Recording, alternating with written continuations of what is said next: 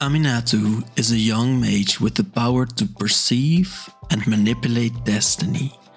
In her pre-constructed deck, Miracle Worker, she shows what she already does to change the multiverse.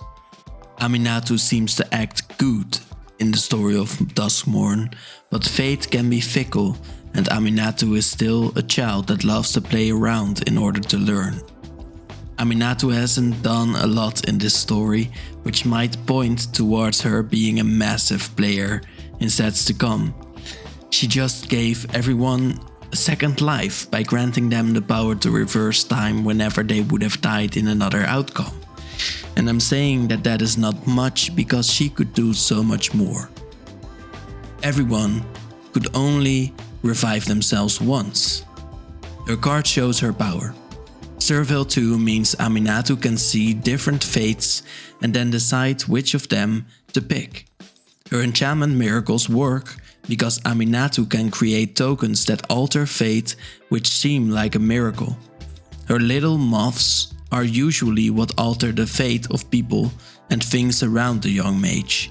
We see them work their magic because when you draw the next enchantment in your hand, it costs 4 less. Small miracles with great effects. These are moths that have a very clear motif in the house of Duskmorn. So why did Aminatou not want to step into the house? Why was she so afraid if she's so powerful? And what hand does she or fate have in creating Duskmorn? I hope your coffee is warm. Let's explore. Aminatou couldn't join the other heroes into the house, but she could definitely protect herself. Perhaps she's seen that entering the house meant a certain death, but in the story she explained that the house was made of the same fabric as her.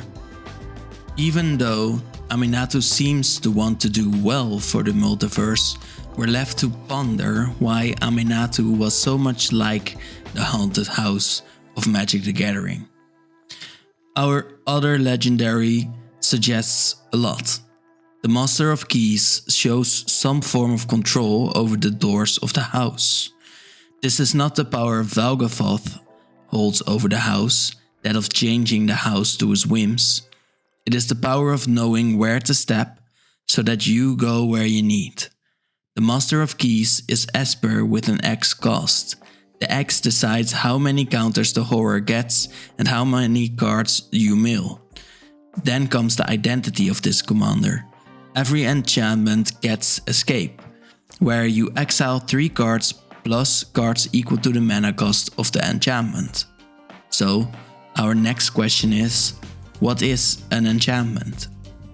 On Duskmorn, enchantments can be multiple things. They can be rooms, firstly. Here we see the Secret Arcade, a sort of miracle when you think about it, because fun should be scarce in Duskmorn. It says that non-lands you control and permanent spells you control are enchantments. So in essence they become part of the house and its rooms. Dusty Parlor opens up into the arcade. This shows us how random the architecture of this house is.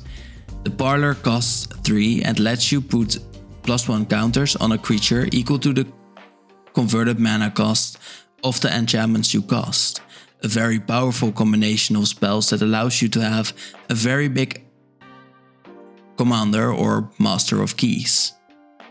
On Duskmorn, creatures can become part of the house too, and in becoming it, they also become an enchantment.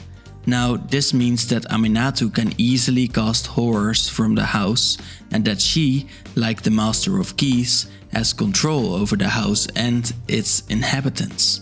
The Ancient Cellar Spawn makes other house horrors easier to cast and allows you to deal some damage. 1 damage from its own cost reduction, or up to 4 extra, for example, from Aminatou's miracles. Now these miracles could also be Cellar Spawn or other horrors. So why is Aminatou like the house? An answer could be that she holds power over fate and thus could have control over whatever is in the house. Just like how Valgavoth can control the fate of whoever is in the house to a large extent. Perhaps Aminatou saw Valgavoth as a competitor and wanted to get rid of it. Another room combination is the cramped fence, which leads into the access maze, really showing us how the deck is about learning to navigate the weirdest rooms of the house. The first maze-like room, Cramped Fence, costs 4 and deals 6 damage to an opponent. You then gain life equal to your trample damage.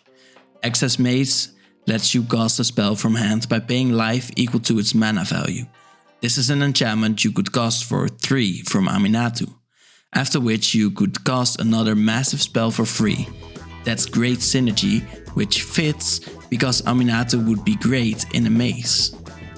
Telling time might be easy, you would say, but telling time in a haunted house where everything is distorted is a powerful skill, even if it's a 2-mana cantrip. On Duskmourn, telling time is so impressive. Time moves strangely here, where terrors of the past snap at the future and present torment stretches into infinity. Now, if the house is indeed infinite, I could understand why Aminatou needs to be there to keep it under control. Mind that her colors point towards a battle between working for the self and for others that culminates in a sense of strategic control. Esper is all about meticulous planning, so especially with Aminatou, it's logical that we're left to wonder what her plans are. They could be infinite. One massive cycle from the Duskmourn main set bleeds into the commander decks. The Fear Of cycle is all about the horrors of the house. This one is about the sleep paralysis demon, which is hard to say, where you can't move just after you woke up. Probably because this guy is floating above you. It's a 6-mana 6/6 or 2 mana of your Aminatou that has Eerie, meaning that when another enchantment, so a room or a nightmare, enters, and when you unlock a room, you tap a creature and stun it for another turn. Also, as long as you control the demon, creatures that you force into sleep can't get rid of their stun counters. They're sleep paralyzed. I think this demon really shows how this deck is all about control, just like Aminatou is. Another theme of this deck is being drawn by the light. The light could be an interesting phenomenon, one that you just have to look into, even if you doubt it to be true.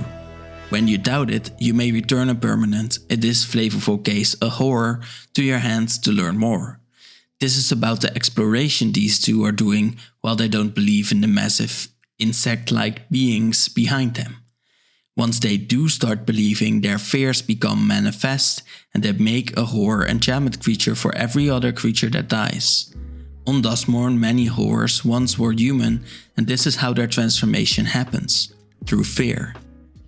We also have a fan of this metamorphosis, who shows the analogy of being drawn to a light, which again has to do with moths.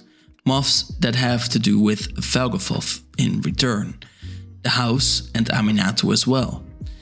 The art of this card features more moths, and the card is a 6-mana 4/4 with lifelink that lets you return a card from the graveyard. In doing so, the fanatic helps the other creature complete its metamorphosis through death, or probably flavorfully through fear. It enters with a lifelink counter, making the creature much like the fanatic. Now this seems simple, but there's a lot to unpack here. The lifelink seems to link the fanatic and its subjects to moths, who in Magic also have lifelink. This means that the lifelink stands for the people who have shed their fears in order to properly serve Valgavoth and the house, just like how moths usually serve Aminatou. Other than that, this fanatic is linked to Aminatou and the horrors of the house at the same time by being a miracle card, exactly making him 4 mana cheaper to cast when you do so as a miracle. What this tells us is that in whatever manner, Aminatou and Valgavoth believe or work with the same type of magic. Perhaps they both use fate magic, or perhaps they both work with a sense of control. Or maybe this story is even deeper. Look at the art. Above we see one of the cocoons that the fanatics use to transform people into more fanatics. When something is inside a cocoon, you don't know how it will come out. What comes out can be altered or decided by a concept of fate. Moths therefore are linked to fate in a slight manner. So I think we can safely assume that Aminatou and Valgavoth do indeed use the same threads or ley lines of magic. Let's look at a few positive aligned creatures from the deck. This owl enchantment is a Glimmer, a manifestation of hope and therefore also an enchantment creature, and something Aminatou has control over. In another fact, the Glimmers seem to look like what Aminatou's magic looks like. In fact, look how Aminatou is the one spinning this Glimmer, and how the house behind them crumbles a bit. What we're learning with almost certainty is how Aminatou has sent these Glimmers into the house to keep watch over the people there and to hinder the control Velgothoth has. Velgothoth might seem like a moth, but perhaps the house has these motifs because Aminatou placed them there. This moth also strengthens other Glimmers, granting them flying, and whenever you attack a player, you create another Glimmer. I think this really means that Aminatou has brought Glimmers to the world. Glimmers that were just enough to keep hope barely alive. Like the moon-blessed cleric says, sometimes we must create our own paths, and Aminatou seems to be doing exactly that. I mean, if Proft can create his own planes, then Aminatou can definitely control and shape one. In any case, it seems like Aminatou now wants to put a halt to the growth of the house, literally blasting it down with beams of light and of course by sending a bunch of hopeless heroes into there. Perhaps it was even her goal to weaken Chase and his plans by making him lose his loot. After the story, Velgothoth is weakened, but he still lives. At this right moment, he's influencing the people to bring him power through fear. Even though the growth of the house has been stopped for a moment, we will have to return there soon enough. Perhaps even in the next set. Who knows? Let me know what you think about the future of the lore of Magic the Gathering, and I'll thank you for watching. Have a nice day. Bye.